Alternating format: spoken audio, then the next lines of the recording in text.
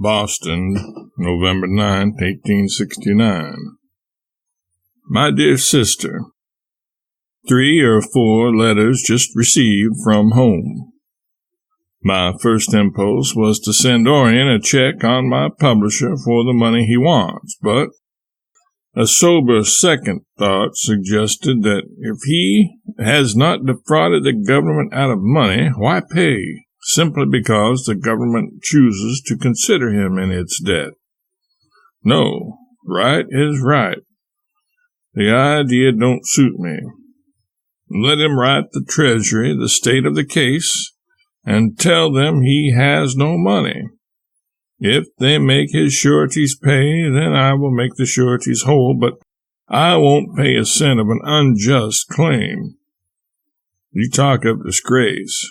To my mind, it would be just as disgraceful to allow oneself to be bullied into paying that which is unjust. Ma thinks it is hard that Orion's share of the land should be swept away just as it is right on the point, as it always has been, of becoming valuable. Let her rest easy on that point. This letter is his ample authority to sell my share of the land immediately and appropriate the proceeds, giving no account to me, but repaying the amount to Ma first, or in case of her death, to you or your heirs, whenever in the future he shall be able to do it. Now, I want no hesitation in this matter. I renounce my ownership from this estate for this purpose, provided it is sold just as suddenly as he can sell it. In the next place, Mr. Langdon is old and is trying hard to withdraw from business and seek repose.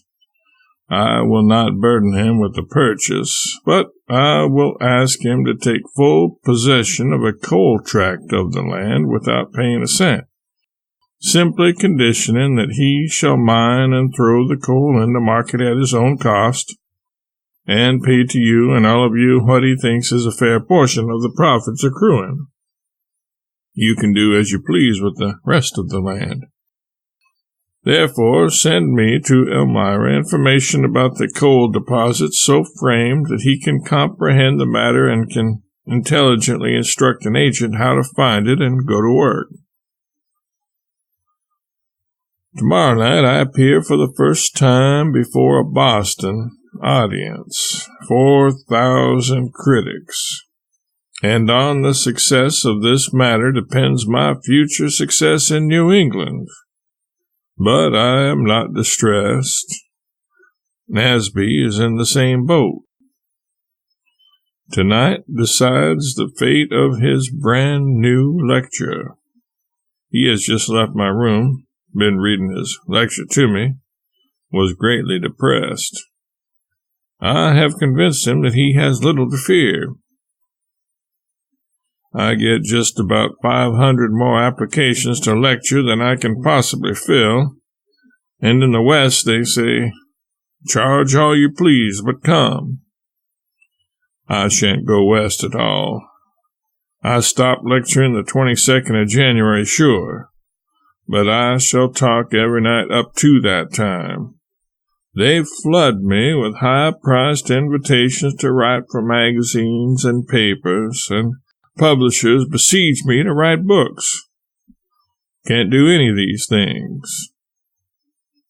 I am $22,000 in debt, and shall earn the money and pay it within 2 years, and therefore I am not spending any money except when it is necessary. I had my life insured for $10,000 yesterday. Whatever became of Mr. Moffat's life insurance, for the benefit of my natural heirs, the same being my mother, for Livy wouldn't claim it, you may be sure of that. This has taken $200 out of my pocket, which I was going to send to Ma, but I will send her some soon. Tell Orion to keep a stiff upper lip. When the worst comes to the worst, I will come forward. Must talk in Providence, Rhode Island, tonight, Must leave now. I thank Molly and Orion and the rest for your letters, but you see how I am pushed. Ought to have 6 clerks. Affectionately, Sam.